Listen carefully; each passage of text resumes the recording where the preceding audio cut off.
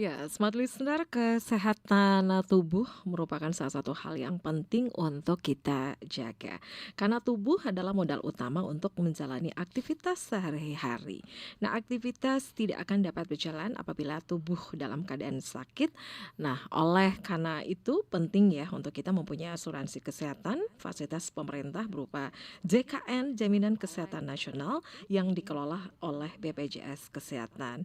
Nah, tentu Smart Listener ini BPJS Kesehatan ini tentu menjadi solusi praktis masyarakat terkait penanggulangan dana darurat ketika mengalami sakit.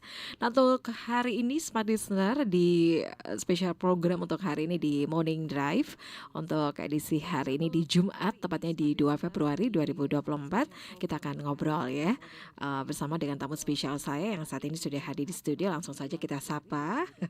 Di sini kita sudah bersama dengan Bapak M. Syahrul, Kepala Bagian Mutu Layanan Kepesertaan dari BPJS Kesehatan Cabang Makassar.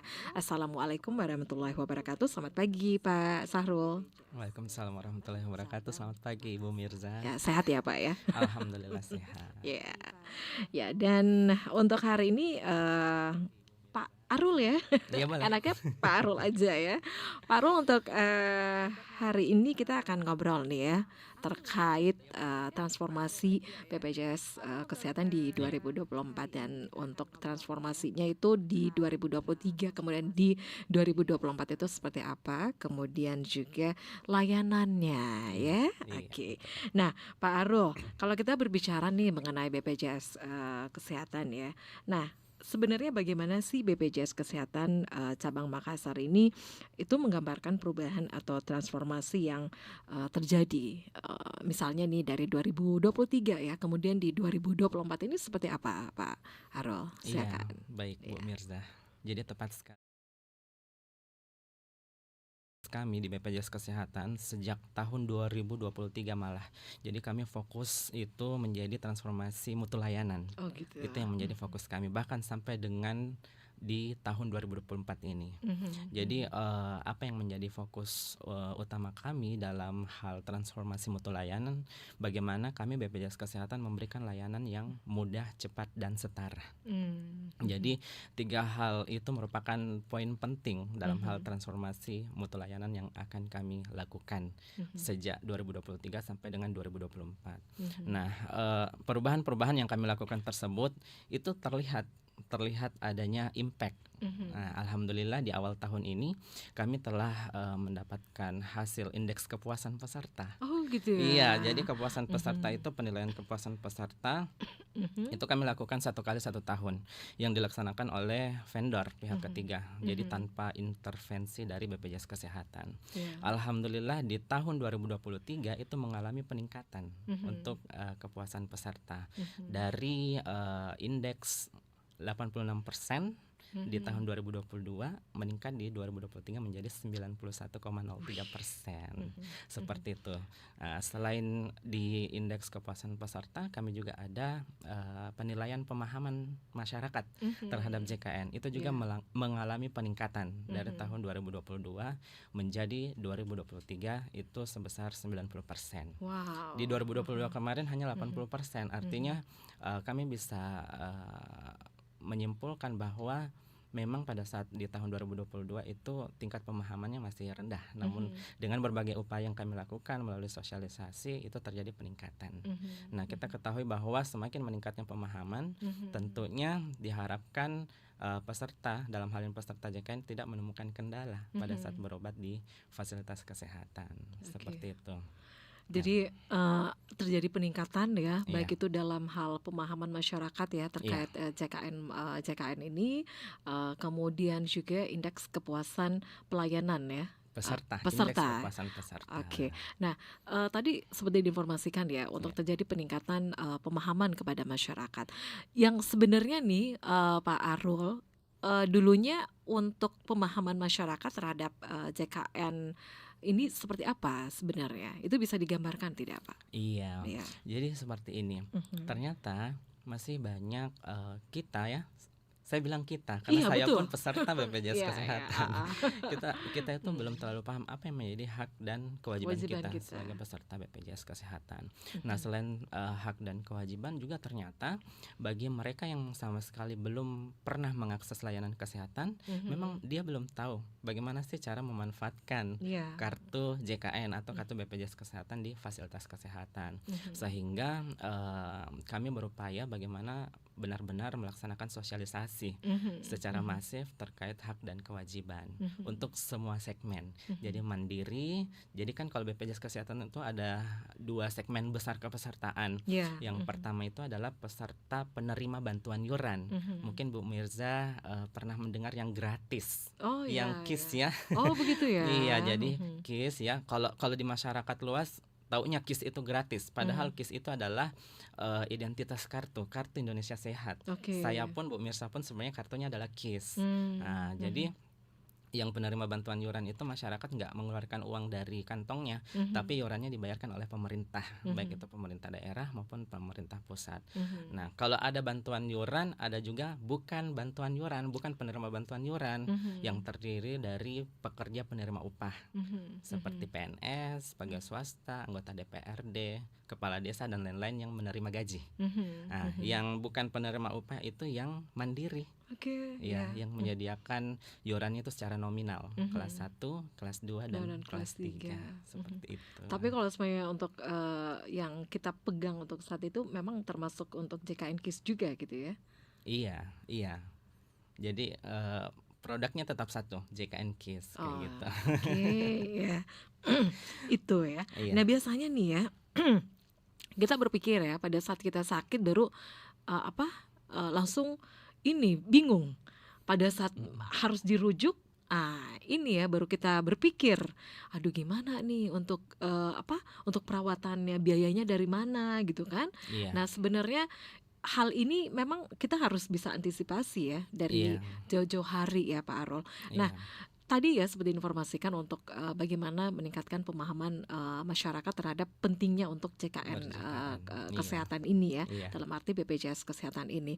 Nah, itu terjadi peningkatan ya untuk pemahaman masyarakat ya. iya. Nah, eee, apa-apa saja sih yang dilakukan oleh BPJS Kesehatan, Pak Arul untuk bisa meningkatkan pemahaman masyarakat terkait pentingnya adanya kita di-cover oleh JKN ini? Iya. Mhm. Jadi sebenarnya Bu Mirza ya, ini menjadi tugas utama kami di bidang mutu layanan kepesertaan. Salah Ya. satu goals yang kami inginkan adalah bagaimana pemahaman masyarakat tentang JKN itu meningkat ya. Mhm. Mhm. Salah satu yang tidak pernah berhenti kami lakukan adalah sosialisasi. Mhm. Jadi sosialisasi terkait hak dan kewajiban, prosedur, bahkan terkait kemudahan-kemudahan apa sih yang ditawarkan oleh BPJS Kesehatan, Mhm. bagaimana Mhm. caranya mendapatkan informasi terupdate tentang informasi JKN, bagaimana kita menyampaikan pengaduan keluhan dengan mudah, itu kami Mhm. sampaikan. Mhm. Dan tentunya sosialisasi itu tidak dilaksanakan sendiri oleh BPJS Kesehatan. Oke. Jadi kami Mhm. juga berkolaborasi, bersinergi dengan stakeholders yang ada. Mhm. Dan Mhm. yang paling penting adalah dukungan dari mitra kami.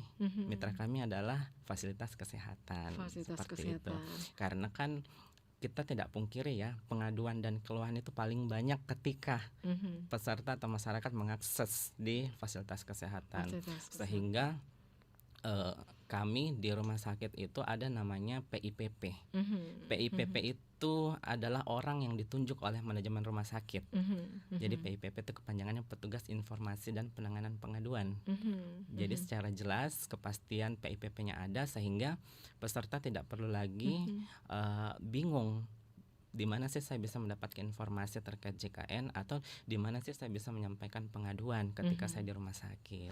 Jadi itu Iya, sudah kayak ada di gitu. setiap ini ya rumah sakit ya untuk petugasnya Di di setiap BPJS ya. rumah sakit yang bekerja sama, bukan hanya di wilayah Makassar tapi di seluruh Indonesia. Oh iya. Seperti itu. Jadi nggak usah repot-repot lagi gitu ya harus ke kantor BPJS Tidak perlu. Kesehatan. Iya. Oke.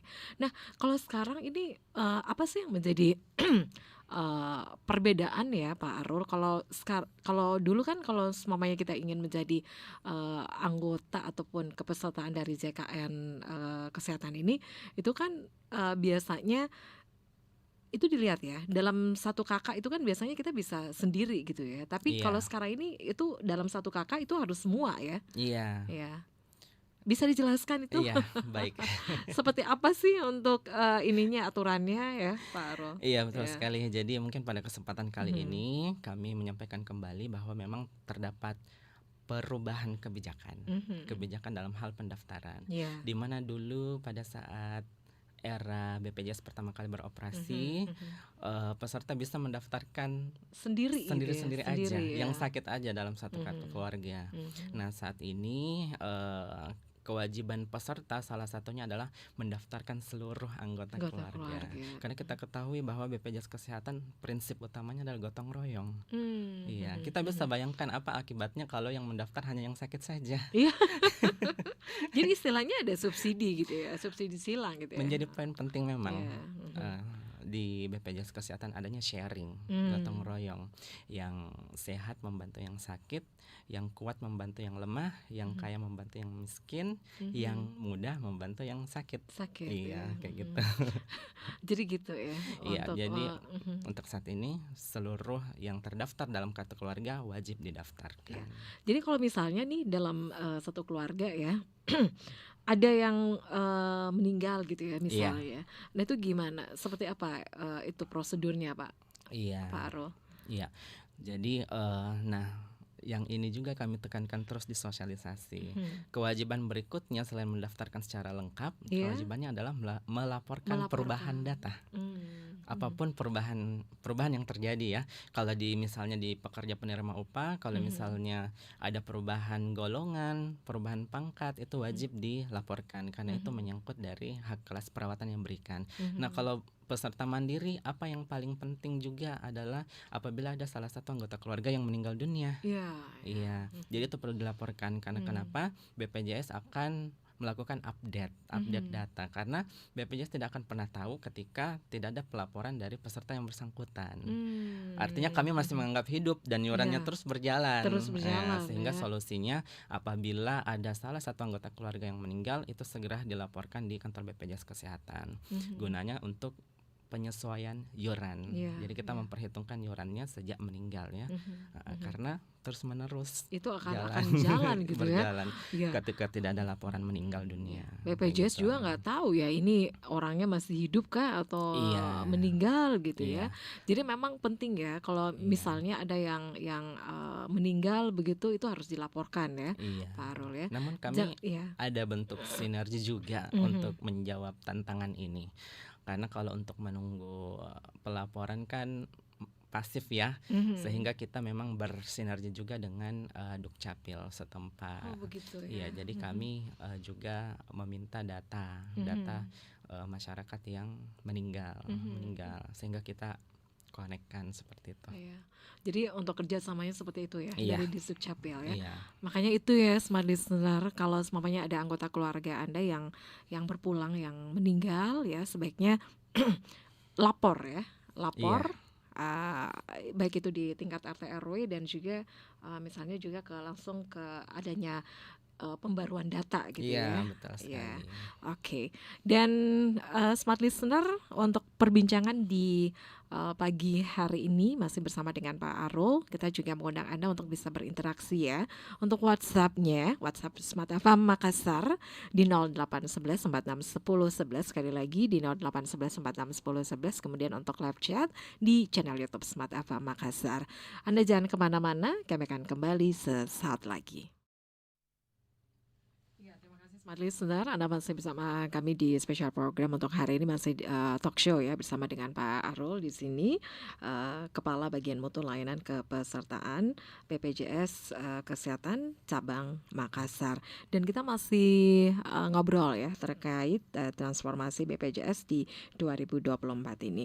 Dan seperti diinformasikan oleh Pak Arul tadi ya bahwa di refleksi dari 2023 kemudian masuk di 2024 itu ada banyak indeks ya pengukuran ya yang dilakukan oleh BPJS Kesehatan tadi, salah satunya itu adanya peningkatan ya, peningkatan akan kepuasan peserta ya. Iya. Kemudian juga indeks peningkatan pemahaman masyarakat terhadap JKN kesehatan ini.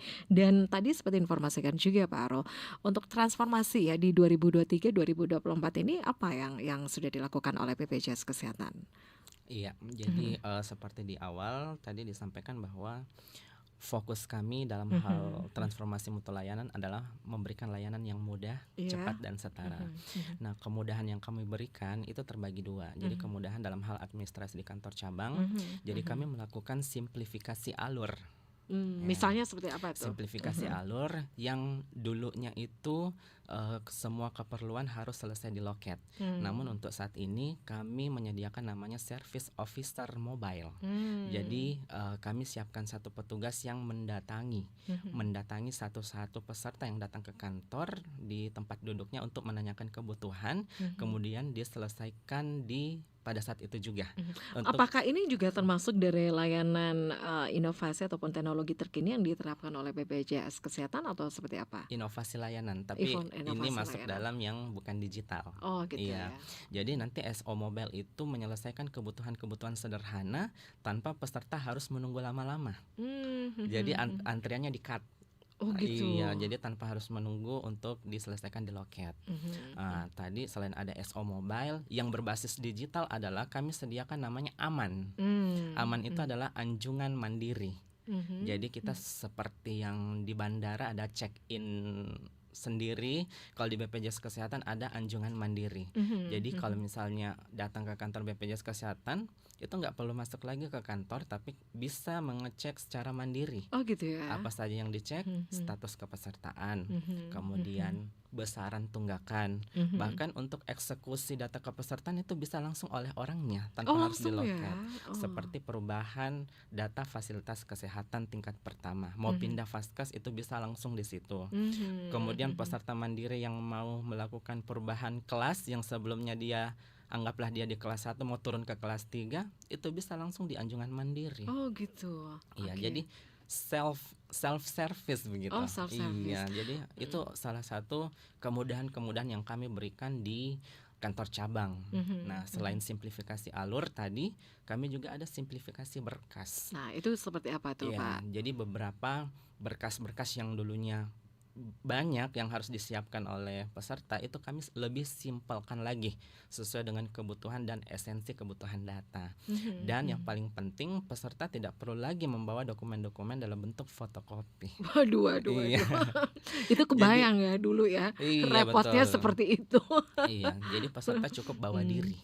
Sepanjang di gadgetnya itu menyimpan dokumen-dokumen asli seperti kartu keluarga asli, kemudian KTP asli yang ada scanannya itu kami layani. Iya, jadi tidak ada lagi silakan pulang fotokopinya kurang. Jadi itu simplifikasi berkas. Nah, itu di tataran wilayah kantor cabang.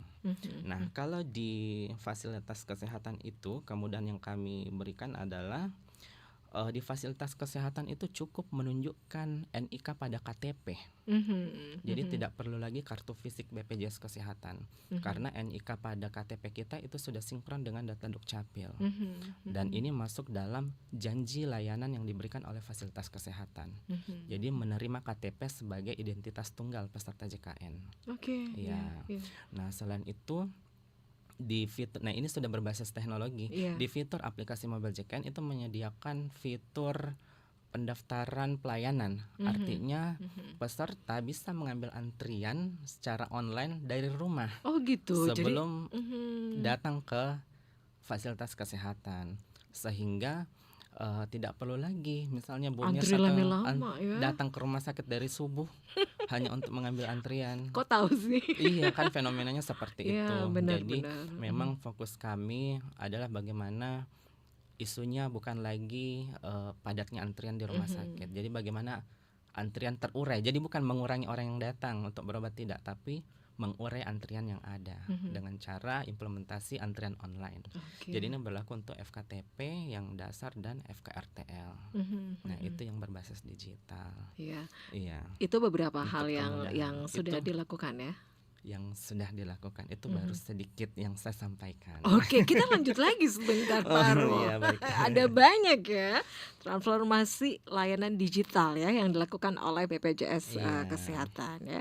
iya, Oke, kita masih lanjut lagi ya. Tadi itu ya beberapa alur bagaimana hal-hal ataupun kemudahan-kemudahan ya yang iya. dilakukan oleh BPJS Kesehatan di 2023 kemudian di 2024 ini ya. 24, iya. Jadi iya bener ya. Tadi saya ngebayangin ya yang dulu-dulu kalau harus berurusan dengan BPJS Kesehatan itu antrinya aduh. Saya sampai ini loh, sampai ada apa? eh, pergantian shift. Jadi kalau saya yang pergi pagi terus belum Belum nomornya dipanggil, disebut, iya. gantian dengan suami saya, Pak Arul. Oh iya, Ya, oke. iya, Nah, layanan-layanan inovasi lagi yang lainnya apa nih, Pak Arul, untuk iya, transformasi digitalnya? iya. Tadi Ya. kan sudah sedikit menyinggung terkait aplikasi Mobile JKN. Jadi saat ini kami betul-betul memasifkan aplikasi Mobile JKN. Mudah-mudahan Ibu Mirsa sudah mendownloadnya. Udah dong. Iya, jadi aplikasi Mobile JKN ini adalah aplikasi yang memudahkan kita sebagai peserta BPJS Kesehatan. Jadi banyak sekali fitur-fitur yang memudahkan kita karena menu-menunya itu banyak. Apa aja sih menunya Iya, tuh, Pak Arul? jadi menu-menu fitur JKN itu kita bisa dengan mudah melakukan perubahan data sendiri. Perubahan data identitas seperti alamat, nomor telepon, kelas rawat, bahkan yang tadi saya sampaikan bisa kita mengubah sendiri fasilitas kesehatan tingkat pertama lewat aplikasi Mobile JKN. Nah, kemudian selain perubahan-perubahan data, di fitur aplikasi Mobile JKN itu ada juga konsultasi online dengan dokter. Oh, jadi bisa juga. Bisa, Oh, ya. bisa kita menyediakan konsultasi online melalui aplikasi Mobile JKN dengan dokter yang ada di FKTP. Itu berbayar atau gimana tuh? Gratis. Gratis. Iya, ya. tanpa biaya maksudnya. Oh. Iya. Itu dari jam berapa sih misalnya untuk yang JKN Mobile ini? Apakah pada saat jam kantor atau seperti apa untuk Kalau layanannya? kalau konsultasi online yang dimaksud itu tentunya berdasarkan jadwal layanan dokter yang tertera pada aplikasi mobile seperti itu. Misalnya si A, peserta A ingin konsultasi dengan online dengan dokter A, tentunya sesuai dengan jadwal layanan pada saat itu, kayak gitu. Nah, selain konsultasi online di aplikasi Mobile JKN juga yang tadi saya sebutkan, yang kita bisa mengambil antrian dari rumah sebelum kita berangkat ke fasilitas kesehatan. Kemudian ada salah satu bentuk transparansi antara rumah sakit, BPJS dan peserta adalah info ketersediaan tempat tidur. Kamar ya? Kamar, iya. Itu gimana tuh? Jadi Karena ini juga menjadi hal yang banyak dikeluhkan oleh masyarakat iya, gitu, Pak iya, Arul. Itu lama nunggunya di UGD. Iya kan? betul, Sampai iya, berjam-jam. iya, Ya, itu gimana, Pak? iya. Jadi fitur ini dihadirkan memang bagaimana agar peserta tahu di rumah sakit pada saat dirawat kondisi ketersediaan tempat tidurnya. Jadi nanti di aplikasi ini tinggal memilih rumah sakit apa, kemudian kita tekan atau klik pilih, akan muncullah kelas 1 kosong berapa, terisi berapa, kelas 2 dan sebagainya. Sehingga dalam artian tidak ada lagi Ada yang komplain. ditutup-tutupi begitu. Apakah transparan begitu, Pak Arul? Itu bisa atau gimana? Iya, iya. Salah satu terobosan lah agar peserta memang bisa secara transparan melihat kondisi. Yang tempat sebenarnya tidur. apa sih yang banyak dikeluhkan oleh masyarakat terkait ketersediaan tempat tidur ini, Pak Arul? Iya, sama yang disampaikan Bu Mirsa. Ketidakpastian Iya. di UGD udah lama banget kan. Kemudian belum mendapatkan informasi kamar. Kemudian bahkan ada ini isu-isu terdahulu ya, isu-isu terdahulu sehingga munculnya fitur seperti ini. Jadi dulu itu banyak yang merasakan waktu zaman-zaman askes kalau mengaku sebagai pasien askes atau BPJS Kesehatan tiba-tiba kamar full. Iya. Tapi kalau berlaku umum tiba-tiba kamarnya ada. Iya. Pernah Iya. itu, Pak Arul. Saya pernah Iya. seperti itu, Pak Arul. Di salah satu rumah sakit. Pada Iya. saat saya membawa ibu saya masuk ke rumah sakit tersebut, orang di sana nanya, bagian di sana Iya. nanya, ini apa Bu? Mau umum atau mau BPJS? BPJS. Iya. Kalau yang umum ada kamar katanya, diusahakan. Tapi kalau BPJS harus nunggu dulu katanya. Iya. Jadi itu sebenarnya tidak benar ya, Bu, karena memang salah satu janji layanan juga. Jadi Vaskes itu mulai dari FKTP maupun FKRTL rumah sakit, salah satu janji layanan adalah memberikan pelayanan tanpa diskriminasi. Nah, yang disampaikan tadi Ibu Mirsa itu salah satu bentuk perilaku diskriminasi. Iya, benar Iya. ya. Nah, bagi pemirsa ya di sini ya, kalau mendapatkan hal seperti itu bisa langsung dilaporkan. Nah, Karena itu ya. artinya Vaskes tidak komitmen dengan janji layanan yang diberikan. Oke. Ya, Ya itu ya Smart Iya. Listener. Dan untuk melaporkan itu ada ya petugas BPJS di masing-masing rumah sakit itu ada ya. Ada. Iya, jadi di setiap rumah sakit yang bekerja sama dengan BPJS Kesehatan, tadi di awal itu ada tandem antara BPJS Kesehatan dengan rumah sakit. Kalau dari kami ada staf kami namanya BPJS siap membantu. Jadi anggaplah misalnya staf saya dia memegang 5 rumah sakit. Kemudian tandemnya PIPP rumah sakit. Jadi orangnya rumah sakit. Jadi kita cetak dalam bentuk poster besar yang menampilkan foto, kemudian nomor yang dapat dihubungi baik itu telepon maupun WA, dan kita tempel di 5 titik yang terlihat oleh peserta. Sehingga setiap peserta mendapatkan kendala apapun itu bisa dengan mudahnya langsung menghubungi kedua PIC, person in charge tersebut. Dan kami punya SLA, Service Level Agreement. Jadi kita punya batasan waktu untuk penanganan pengaduan tidak boleh lebih 3 hari. Oh, jadi untuk layanan pengaduannya sesegera mungkin gitu ya. Sesegera mungkin.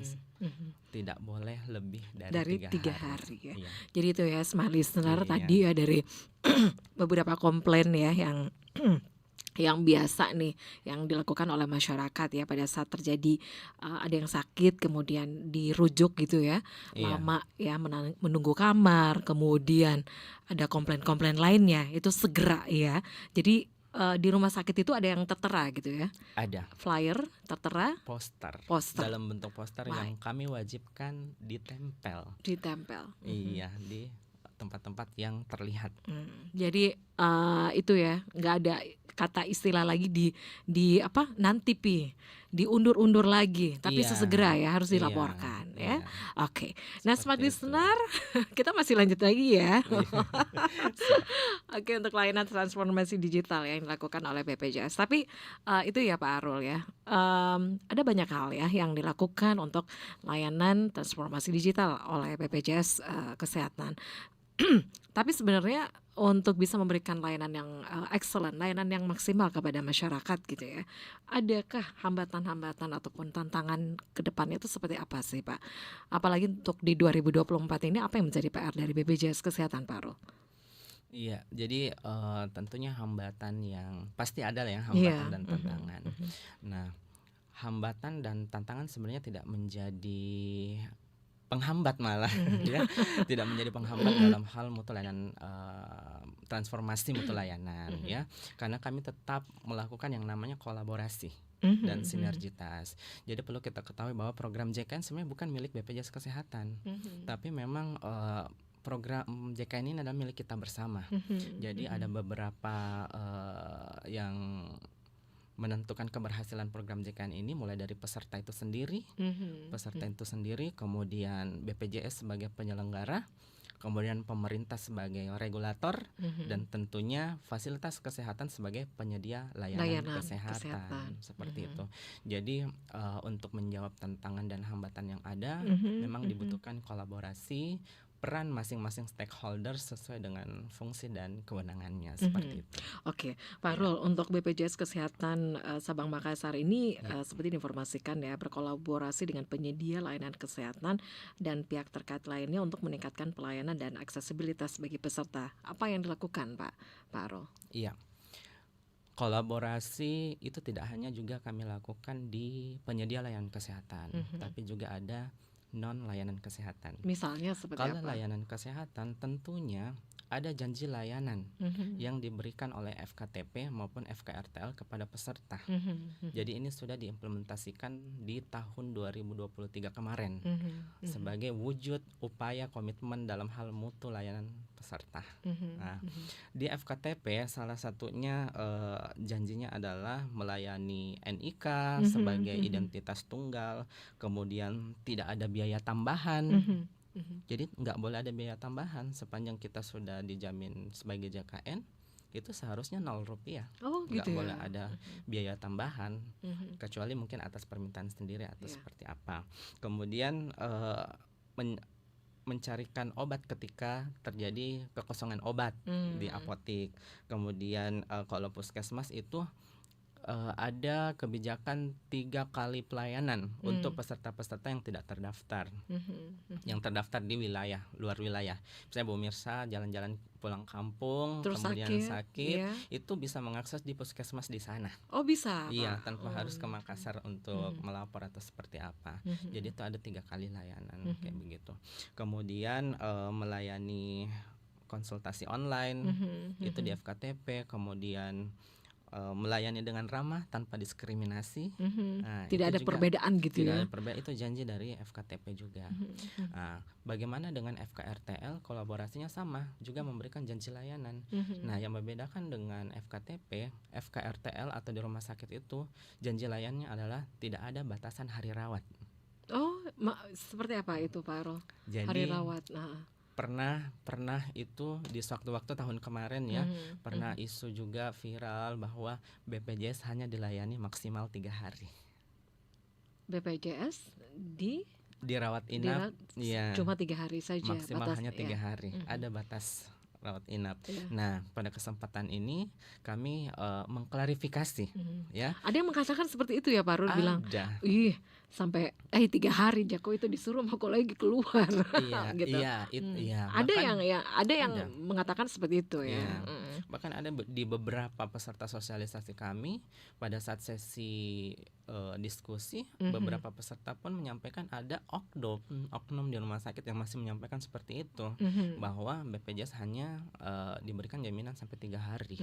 Padahal sebenarnya pelayanan BPJS itu unlimited, tidak ada batasan hari sepanjang memang masih memerlukan perawatan, dan itu tentunya ditentukan oleh DPJP, dokter penanggung jawab. Oke. Iya, seperti itu. Jadi misalnya nih Pak Arul ya, untuk layanan misalnya ya untuk rawat inap ya sampai 3 hari, yang sebenarnya kalau memang pasien ini memang sudah sepantasnya untuk bisa keluar gitu ya, meninggalkan rumah sakit, hal-hal apa saja sih yang menjadi ukuran gitu Pak Arul untuk misalnya ya untuk rawat inapnya sampai 3 hari atau bahkan sampai 4 hari begitu. Dan, iya. Ya. Sebenarnya agak tidak sesuai kalau kita 3 hari, 4 hari, sebenarnya tidak ada seperti itu. Jadi kuncinya adalah sepanjang kondisi umum pasien sudah baik dan dinyatakan boleh pulang oleh dokter, dilanjutkan dengan rawat jalan, maka itu dianggap sah untuk boleh pulang. Tetapi kalau misalkan dari hasil pemeriksaan DPJP masih memerlukan perawatan, maka itu harus dirawat sampai tuntas di rumah sakit.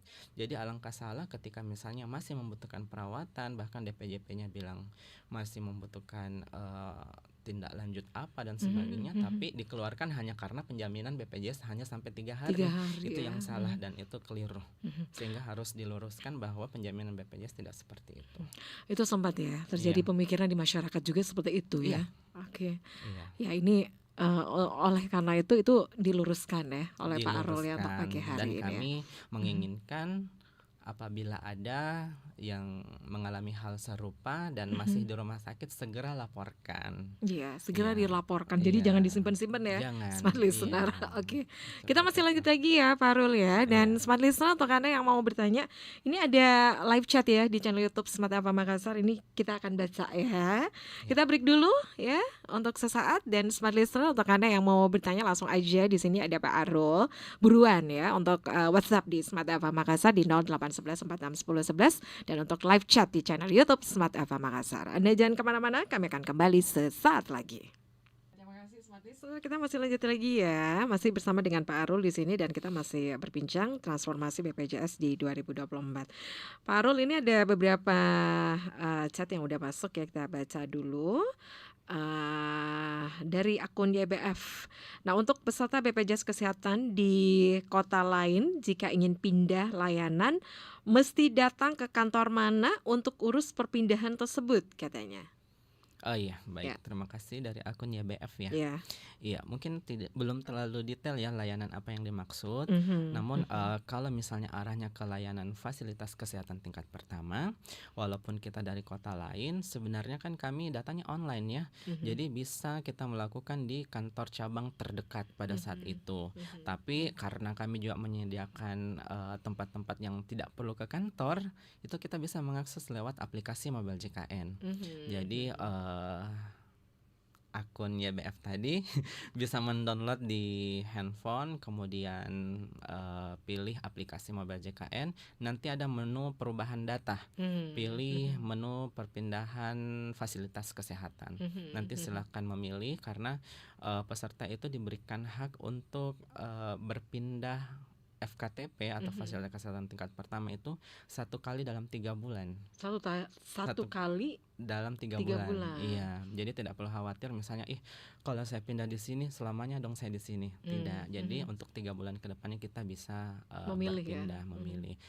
Alasan apapun itu, misalnya mmm. tidak nyaman kah atau memang harus pindah domisili itu bisa. Iya. Mhm, mhm. Tapi ada juga syarat dan ketentuan apabila misalnya pindah kerja, mutasi atau tugas belajar itu bisa di bawah 3 bulan dengan Mhm, menyertakan surat keterangan SK pindah dari mhm, mhm. pemberi kerja kayak Iya, gitu. itu keadaan tiba-tiba gitu Iya, ya? iya, Oke. seperti itu. Iya, jadi, untuk akun YBF itu segera ya, itu bisa melalui Ep JKN CKN Mobile, iya. Mobile ya. Oke, kemudian ada lagi pertanyaan ya, ada nggak aplikasi yang bisa di-download agar memudahkan kita mengetahui status kita, aktif atau enggak? Nah, tadi sebenarnya Mhm, hampir mirip ya dengan pertanyaan sebelumnya. Kalau terkait aplikasi, tadi saya sudah sampaikan untuk mengecek status kepesertaan kita mhm, agar kita mhm. bisa memonitoring bahwa status kita ini aktif atau tidak, berapa tunggakannya atau apa itu bisa lewat Mobile JKN. Mhm. Nah, ini Ya, juga sama ya untuk sama. pertanyaan berikutnya ya. Iya, Selain untuk mengetahui ada tidak aplikasi yang bisa di-download gitu ya. Nah, iya. kalau mau pindah vaskes atau klinik itu harus melapor di mana, Pak? Nah, kalau kalau pindah Vaskes itu bisa di situ, di Mobile Mhm, JKN tadi. mhm, mhm. Lebih mudah, lebih gampang. Nah, Oke. kalau untuk pengecekan sebenarnya ada juga kami berbasis WA. Jadi Mhm. tidak perlu download aplikasi. Itu kami ada namanya Cika, Oh ya, Chat Cika. Asisten JKN. Mhm, Iya. mhm. Jadi Cika ini di nomor Dicatat ya. 0811 Kosong. 8750 400. Jadi saya ulangi 0811 875 0400. Jadi Bapak Ibu sekalian bisa menyimpan ini adalah Cika chat assistant di mana kita bisa dengan mudahnya untuk melakukan pengecekan untuk Pengecekan. status kepesertaan. Ini jam kantor ya? 24 jam lah. 24 jam. Iya, Mhm, seperti itu. mhm. Jadi tidak perlu ke kantor ya. Bisa dari mana saja, kapan saja kita Mhm, mhm. WA karena ini berbasis eh, chat asisten, Asisten, admin gitu, admin admin yang ya. akan Mhm. menjawab. Oke. Iya, Itu berartinya 24 jam gitu ya. 24 jam. Oke. Jadi sekali lagi untuk WhatsApp-nya Cika ya. Cika, Cika, layanan iya, Cika itu di 0811 875 0400. iya betul sekali. Oke. Nah, kita masih lanjut lagi nih Pak Arul. Nah, tadi seperti diinformasikan ya, ada banyak transformasi digital yang dilakukan oleh BPJS Kesehatan untuk bisa memberikan layanan yang maksimal ya kepada masyarakat. Nah, untuk masyarakat ya, jadi ada beberapa layanan yang bisa diakses di layanan JKN Mobile ini, tapi untuk masyarakat yang mau berkunjung ataupun datang langsung ke kantor BPJS Kesehatan itu melayani apa, Pak Faro? Iya, Yang jadi datang langsung gitu ya? iya. Jadi apa yang kami berikan di layanan tatap muka Mhm, itu hampir sudah terakomodir dalam layanan WA juga. Tadi sebelum memperkenalkan, ada satu kanal kami, Apa? namanya Pandawa. Oh, Iya, apa itu kalau jadi ada Pandawa? Mbak Cika, ada Mas Pandawa. Oh, ada Mbak Cika, Iya, ada Mas Pandawa iya. ya. Jadi Pandawa ini adalah singkatan dari pelayanan administrasi melalui WA. Nah, apa sih bedanya dengan Cika? Kalau Cika itu pure dia pengecekan biasa, cek status, cek tunggakan yuran dan sebagainya. Kalau Pandawa dia pendaftaran, penambahan anggota keluarga, pengurangan anggota keluarga, pengaktifan kartu, kemudian pindah vaskes, itu bisa melalui Pandawa. Nah, kalau tatap muka hampir sama dengan yang disajikan di Pandawa. Apa yang membedakan? Yang membedakan adalah apabila terdapat kebutuhan rekon penyesuaian yuran. Seperti itu. Jadi ada hal-hal misalkan kebutuhan peserta yang membutuhkan koordinasi antara bagian. Ya, contohnya Misalnya seperti apa nih Pak Arul? Misalnya yang tadi ya kasus untuk corporate atau apa? Ya, bukan. Kasus. Jadi misalnya untuk kasus pelaporan peserta meninggal. Kita harus merekon yurannya. Kan kalau peserta meninggal yang tidak dilaporkan, yurannya akan terhitung sampai dengan saat ini. Aktif terus ya. Iya, sedangkan apabila sudah ada laporan itu kami ada aktivitas rekon ya, penyesuaian yuran, di mana kami akan bahasa awamnya memutihkan yuran pada saat dia meninggal, kayak gitu. Namun perlu diketahui yurannya akan masih terbaca pada saat si peserta yang meninggal tersebut masih hidup, kayak gitu. Intinya pelayanan pelayanan tatap muka itu adalah yang membutuhkan eksekusi tanda tangan basah. Iya, kayak gitu. Selebihnya lewat online saja. Online aja ya. Jadi itu ya untuk Iya, Mbak Cika, betul. untuk layanan Cika. Oh iya, kalau Pandawa itu Pandawa boleh nomornya? saya share Iya. Pandawa Nomornya di 0811 8165 iya 165. 165. Iya. 0811 8165 165. Iya. Tapi ada juga tuh orang yang sebenarnya malas untuk ngetik-ngetik ya. Dia senangnya ngobrol. Nah, kalau ngobrol boleh ke Mbak Vika. Oh gitu. Oh, ada lagi. Ada care center. Oh, call Iya, center. Iya, care center itu cukup di 165. 165. Iya, jadi bisa melalui situ.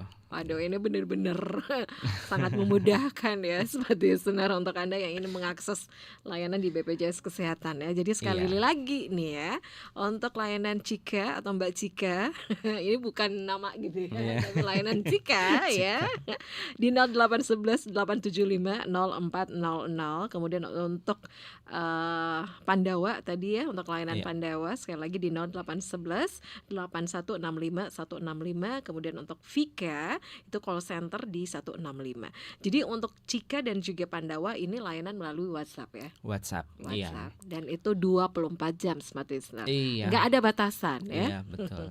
Oke, kita masih punya waktu kurang lebih 4 menit lagi ke depan dari Pak Arul. Apa yang disimpulkan nih terkait layanan ataupun transformasi digital di 2024 ini, 2023 di awal tahun 2024 ini seperti apa Pak Arul?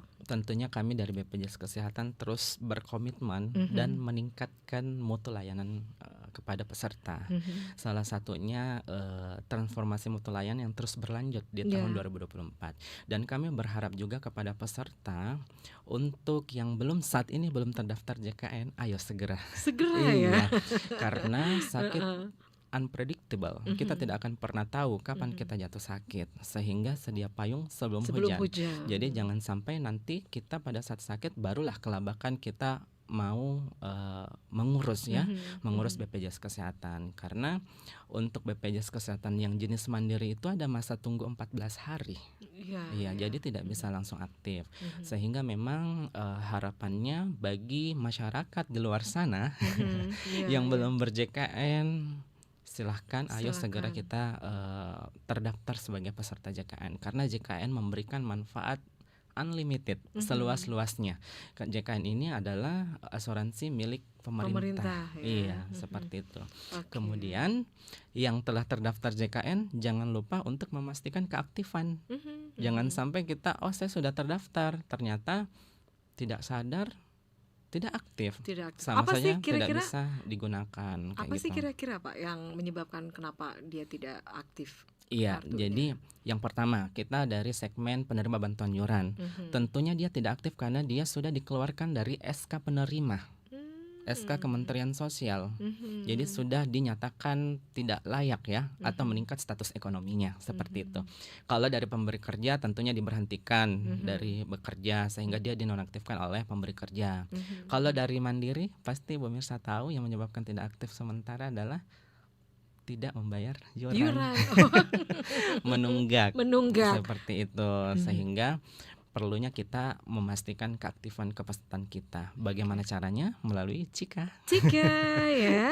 Ya, ayo segera yang mendengar boleh langsung chat Cika, tinggal masukkan NIK, apakah statusnya aktif atau tidak. Kalau tidak aktif, segera melakukan pengaktifan. Kayak gitu. Ya. Dan ingat ya, untuk pembayaran iuran itu setiap tanggal berapa nih Pak? Paling lambat tanggal 10 setiap bulan. Untuk mandiri, untuk corporate atau semuanya. apa nih? Semuanya. Iya. Oke, baik. Sekali lagi terima kasih ya Pak Arul untuk informasinya ya. Iya, dan untuk sama-sama. layanan Cika sekali lagi di 0811 875 0400. Kemudian untuk layanan Pandawa di 0811 8165 165. Dan untuk call center dari BPJS Kesehatan ada Vika di 165 ya. Baik, sekali lagi terima kasih ya Pak Arul. Pak Arul ini Kepala Bagian Mutu Layanan Kepesertaan dari BPJS Kesehatan Cabang Makassar ya. Dan seperti itulah demikian untuk perbincangan kita di pagi hari ini. Dan untuk Anda juga yang ingin kembali ya menyaksikan untuk perbincangan di pagi hari ini, silakan Anda bisa di live chat ya di channel YouTube Smart FM Makassar. Sekali lagi Anda bisa menyaksikannya kembali di channel YouTube Smart FM Makassar. Dan saya Mirza Arianti pamit sekali lagi. Terima kasih untuk Anda yang sudah live chat tadi ya di channel YouTube Smart FM Makassar. Saya Mirza Arianti pamit. Selamat pagi. Assalamualaikum warahmatullahi wabarakatuh. Waalaikumsalam warahmatullahi wabarakatuh.